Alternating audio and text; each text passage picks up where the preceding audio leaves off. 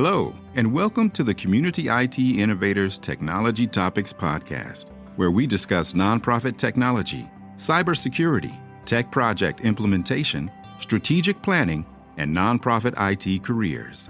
Find us at communityit.com. Thank you for joining Community IT for this podcast, Part 1. Subscribe wherever you listen to podcasts and leave us a rating to help others find this leadership resource for nonprofits.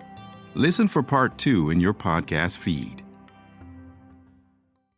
Welcome to Protect Your Nonprofit from Financial Fraud. Matt and I will be co-presenting from, I will be presenting from the financial perspective, and Matt will be giving the IT perspective on everything that you need to know to protect your nonprofit from financial fraud. Our learning objectives for today are as follows. We're going to discuss the cybersecurity landscape and the particular vulnerabilities for nonprofit organizations. We will then share tips and best practices for financial processes and IT tools to help prevent and detect fraudulent activity. And lastly, we'll identify and define the types of cybersecurity incidents and give examples of the different types. Matt, I'll turn it over to you. Great. Glad to be joining you to talk about this topic today. My name is Matthew Eshleman, and I'm the Chief Technology Officer at Community IT. In my role as the Chief Technology Officer, I'm really focused on shaping the technology strategy and platforms that we use to support our 6,000 nonprofit staff clients across 150 different organizations, and with a special focus on the cybersecurity controls that we use to keep our organizations safe. So if you're not familiar with Community IT, just a little bit more about us. So Community IT is a 100% employee-owned managed services provider. So we provide outsourced IT support, and we work exclusively with nonprofit organizations. And our mission is really to help nonprofits accomplish their mission through the effective use of technology. We serve nonprofits throughout the US and have been doing this for over 20 years. And we're technology experts and have consistently been named a top 501 MSP. And that's a recognition that we've received again last year. So it's great to join you and share the lessons learned that we've developed over time. Carole? Thanks, Matt. So I'm a senior manager and market leader for your part-time Controller's Washington, D.C. office. I began my career as an auditor for Deloitte, and my combined nonprofit experience includes more than 20 years of accounting, auditing, and audit management, budgeting, and best practices in nonprofits, as well as board administration, including serving as a CFO for several nonprofit organizations, one of which was I was a client of YPTC. Now I'm on the other side, and in my current position at YPTC, I'm the manager and market leader for DC, Maryland, and Virginia. I facilitate relationships with clients and staff, conduct practice development. I also provide accounting, reporting, and management services to nonprofit clients myself. I'm a member of the AICPA and the Greater Washington Society of CPAs, and I serve as a member of the GWSCPA nonprofit section. And a little bit about YPTC. Your part-time controller is a professional services firm that specializes in nonprofit financial management with nearly 30 years of nonprofit expertise. In 2023, we'll be celebrating 30 years. Our services include accounting, financial reporting, data visualization, and best practices, to name just a few.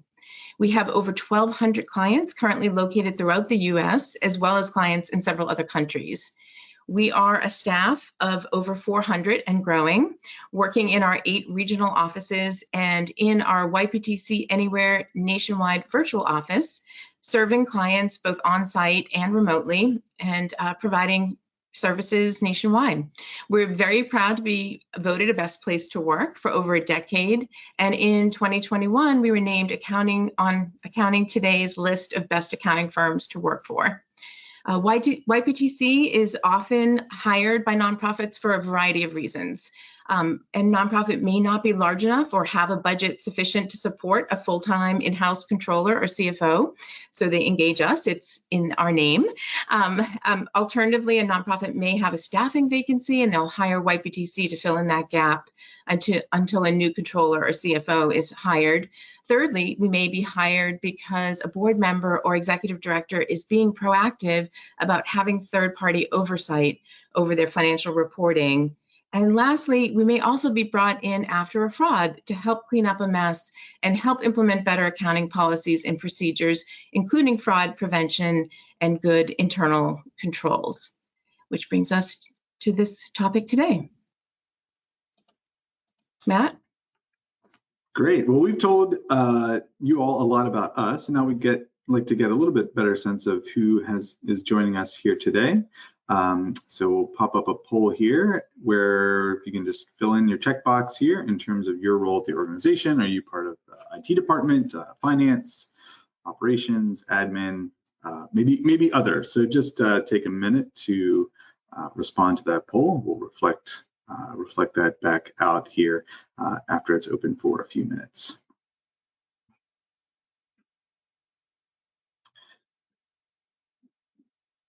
All right, if we've got a good number of respondents, we can share those results here. Let's see, a little operations. So it looks like a lot of operations folks and finance folks. And so again, I think you'll be well served by the content that we have today, as it's, this area of financial fraud is, I think, interesting as it intersects both, finance and IT. It's not, owned by one or the other, but I think a shared responsibility. So I think you'll find something to take away here.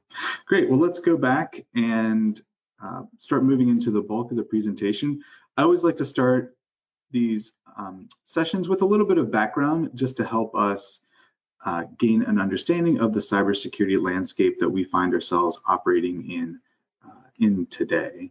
So as a managed service provider, we support about 6,000 users, and we have a unique perspective on the cyber attacks that are facing nonprofit organizations today.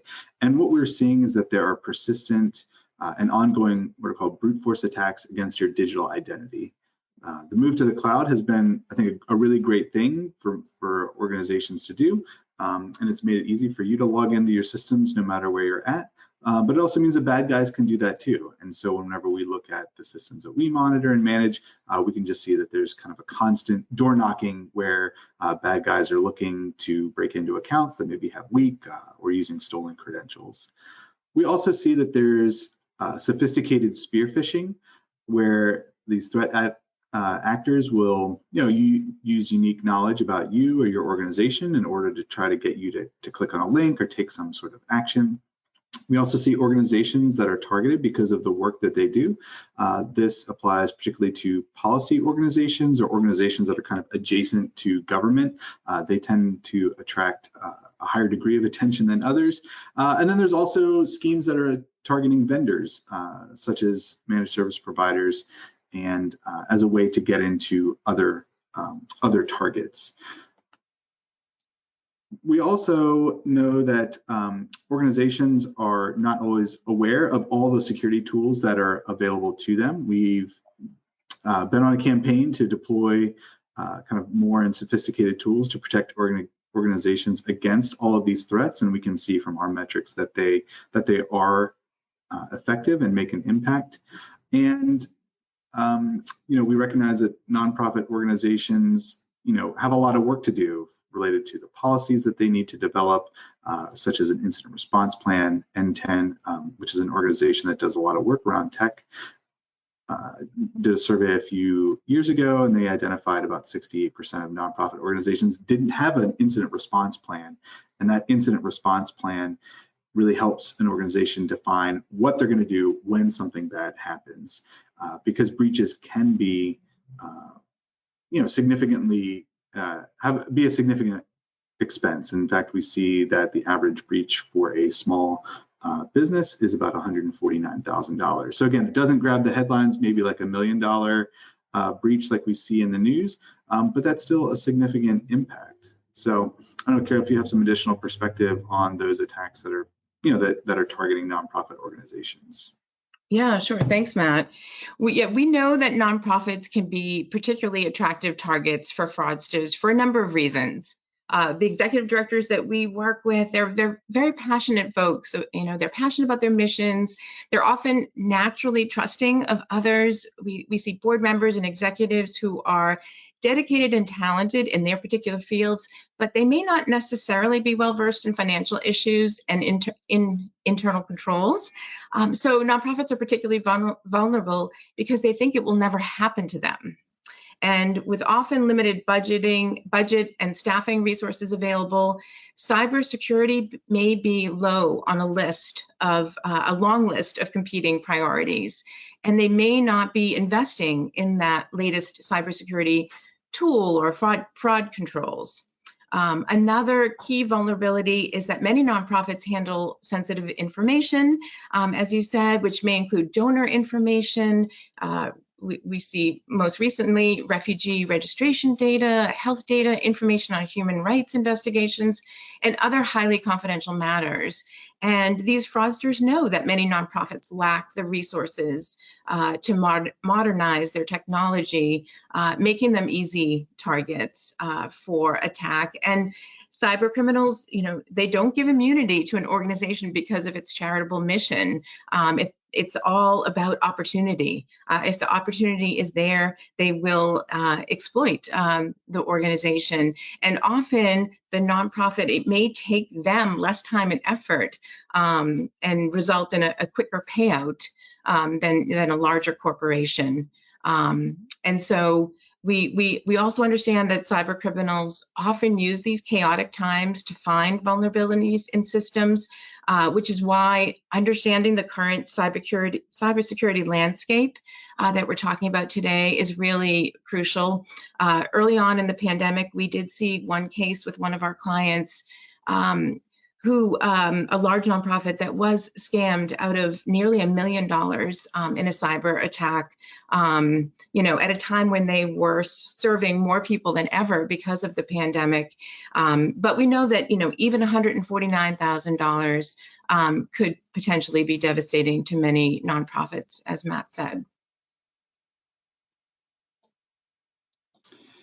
So that financial information that Carole referred to is, a primary driver of these cybercrime statistics. So the FBI maintains the Internet Crime Complaint Center. So that's IC3. You may see that referenced elsewhere. So if you or an organization that has been a victim of cybercrime, they may have filled out a form to submit that information to the IC3 Complaint Center.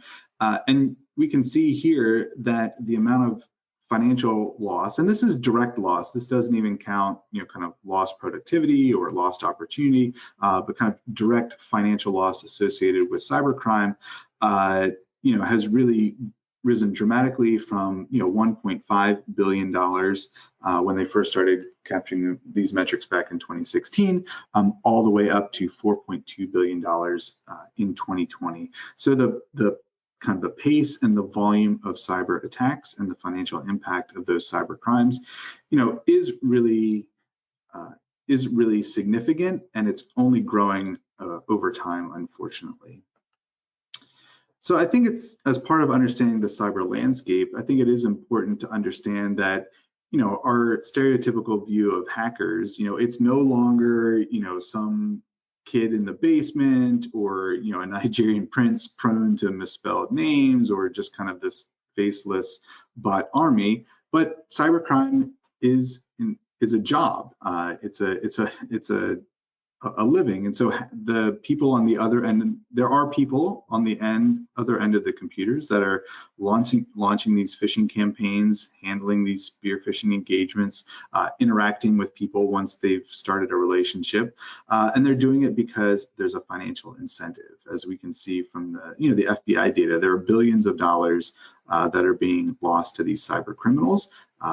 And I think from the cybercrime perspective, it's a lot easier to try to scam somebody out of, $100,000 or get them to buy gift cards than it is to, write a sophisticated virus to wreck a network. So there's a financial motivation behind that doesn't really take into account, an organization's mission or how much good that they're doing in the world. So having an understanding of that cyber crime and the fact that these are financially motivated attacks, I think can help provide some additional perspective in terms of how we need to respond and prepare our organizations to defend against these threats. So again, to get a little bit of a better sense of the audience and what you have all experienced, I'd like to take this time to do another poll and get a sense if your organization has experienced any of the following, if it's phishing or account compromise, any type of like malware, virus information, wire fraud. So that would be when an organization has actually had a financial loss that occurred over electronic means. So again, you could have bought a gift card or even had a wire transfer gone to a different bank account.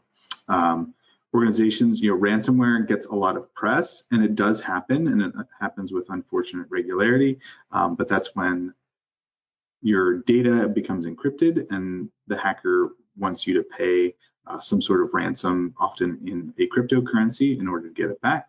And then you might be an organization that is targeted by one of these so-called advanced persistent threat actors. And so those are entities that are often sponsored by a state, Russia, China, North Korea, and they're really interested in kind of maintaining access and persistence into a network, particularly those organizations that are working on policy. So take a minute to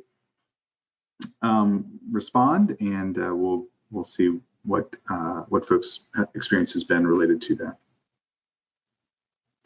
So if we got the results, we can share that.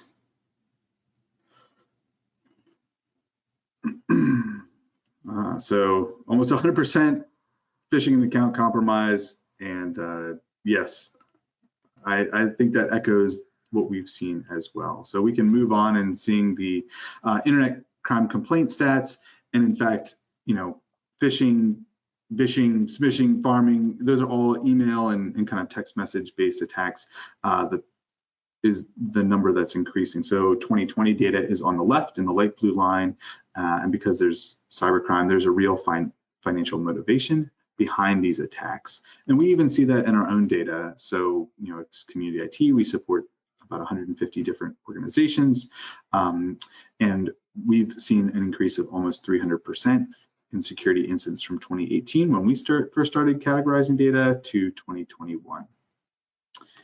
It's also seen in larger industry reports. This is from the Verizon Data Breach Incident Report, where they are looking at the likelihood that an organization is going to receive a malicious email, which is in that green line. So we can see that basically if you're an organization of any size, you're almost guaranteed to receive a malicious email.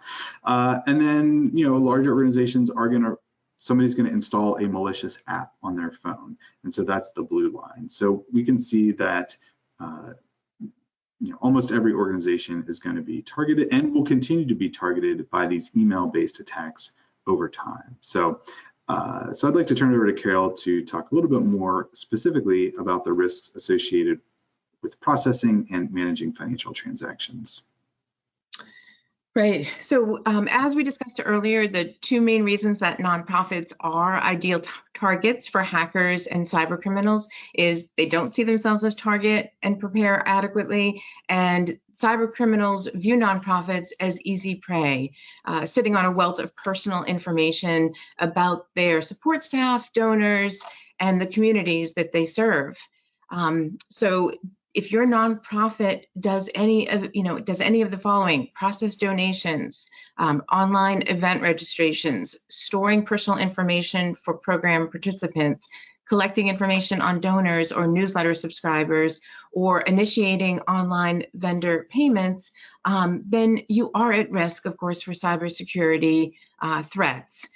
We know that one of the biggest cybersecurity risks is our online donations. And while technology has made it much easier for nonprofits and charitable organizations to accept donations online, it's also, as Matt said, made it that much simpler for fraudsters to steal from the organization. The payment is easy for the donor as well, but it could leave you open. So donor records, confidential details about employees are all at risk. And we know that for many years, most nonprofits have spent very little on cybersecurity, and we are definitely seeing that change. Part of that was due to a lack of funds, also sort of out of a sense that, businesses would be more likely targets. And we've really seen, especially since 2020, one of the large nonprofit third-party vendors was affected. And before, a lot of nonprofits said it's a nice to have cybersecurity, but really now it's a must-have. And for most nonprofits, reputation is everything. If an organization suffers a breach because it was careless with data, you may lose donors and put at risk your ability to continue to raise money and fulfill your mission. So it's very, very important to understand then what are the data protection laws that you must adhere to. So in general, these laws require the businesses who maintain this kind of personal information to have proper safeguards in place to protect personal information, and then also have protocols in place to notify individuals if a data breach occurs. There is no one all-encompassing federal data privacy law like there is for health information with HIPAA, but every state has different data breach legislation. And so you need to understand what that is that applies to personal information for residents of the state that you are in. And then even if a business does not have a physical presence in a particular state, if it is collecting personal information about a resident, and we know a lot of our nonprofits have donors, all across the country, it also has to comply with that state's laws where that individual resides. So you may need to do more research about other states as well. So what can you do? Using encryption and a secure website is definitely going to help protect information during these online type of financial transactions.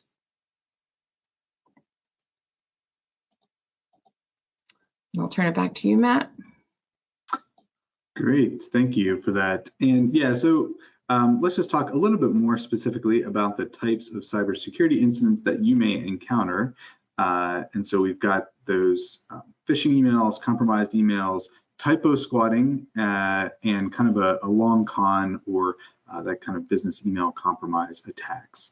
So again, this is some resources that are provided by the FBI. The FBI is actively involved as a law enforcement agency in cybercrime, and this is a graphic that they have put out. It is a little bit hard to see, but essentially they're describing the process that these fraudsters or threat actors are going to in terms of engaging with users as a way to facilitate wire fraud or other financial fraud. So again, they're typically what we see is that they're identifying a target. They will establish an engagement or an email thread that may be supplemented by phone calls. And so we'll actually see some examples of that later on. And then they may go through a process to exchange updated banking information due to some problem, and then initiate that financial transaction. So again, that is typically the flow of how these things go in terms of financial fraud that is initiated over email. And we'll take a look at a couple of examples here a little bit later on in the presentation. Okay. So in our practice, we've seen a couple of these phishing scams. We know 75% from the poll have experienced this. So we're going to walk through, sort of what we have seen happen. So we know that, these scammers try to capitalize on a crisis, and the global pandemic, of course, is no exception. And what we are seeing are these phishing scams where they're reaching out to you and trying to trick you into giving you your personal information, such as bank account numbers, passwords, and credit card numbers. And we also know, in particular with nonprofits, we're seeing, nonprofits are communicating with their donors and partner organizations all of the time. And it's, so much easier now. There are all of these automated emails and newsletters that keep all the interested parties aware of what's going on in the nonprofit organization. But of course, as you're responding to emails, you could be putting the organization at risk. Clicking a bad link, downloading what seems to be, a safe Word or PDF document, could put your hard-earned fundraising dollars at risk. And so, what these scammers do to make their request appear legitimate is they use details and information specific to the nonprofit from information that they may have obtained from your email or newsletter or elsewhere. In the case that I mentioned earlier with this large nonprofit, this particular organization was nearing completion of its $12 million construction project, very visible to the public. In a urban setting, and the thieves knew that was going on, infiltrated their computer systems through a phishing scam, and then they put in controls that blocked legitimate emails from the construction vendor, prevented those from getting through. And then the final step was the spoofing email that mimicked an invoice from that construction company, which the nonprofit was expecting, and it looked real, and they paid it to the tune of almost $1 million. In other organizations, we have seen cyber thieves infiltrate the email server and create fake invoices, such as that. We also have seen them impersonate a current valid employee and ask for a change in direct deposit, to their the scammer's bank account. So, without sufficient training, employees fall for these schemes. And of course, we have to remember it's not just employees, but also think about your volunteers. If you have volunteers, of course, most of them have good intentions, but there may be, a bad guy who is using that volunteer opportunity to infiltrate, and you may be leaving your organization at risk for cyber attack with that. So with these practices, we always want to advise that never send money or a wire transfer that those are just impossible to get back without some sort of verbal or visual verification. Picking up the phone, visually talking to someone on Zoom that is a known person. And we've seen a lot of other creative examples. We've seen these posing as Health and Human Services employees and offering, in the last year to put people on a vaccine waiting list, offering to ship and sell different vaccine doses, falsifying invoices of sales of COVID-19 equipment. And, and previous to that, all the stories that we heard over the last 2 years about misuse of PPP loan money. So all kinds of opportunities there.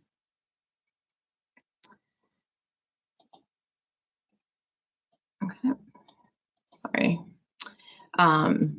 And here is an example of a phishing scheme message. It may look like it comes from a company that you know or trust. It may come from a vendor or a bank or a credit card company, a social networking site, or some sort of online payment website or app or an online store that you know or trust, and it looks very real. They've gotten quite sophisticated, and often there is some sort of a story that they tell to trick you into clicking on the link or opening the attachment.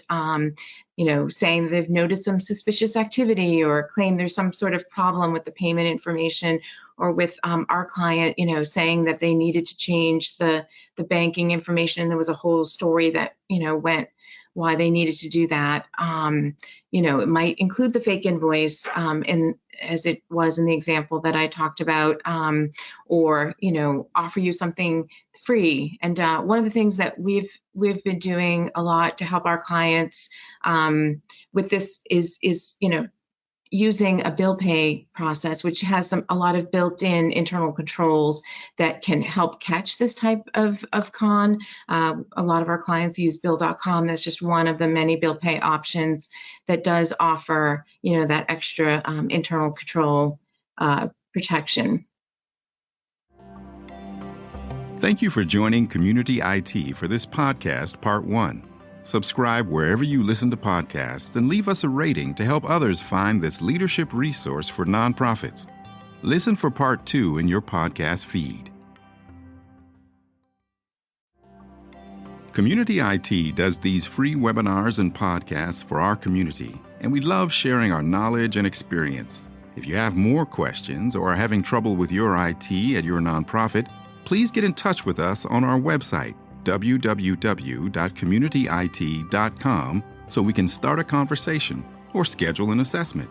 Downloading any of our free resources there will get you signed up for our webinar reminders, and you can attend our next webinar in real time and ask our experts your own questions. If you love podcasts, please subscribe and leave us a rating to help others find this leadership resource for nonprofits.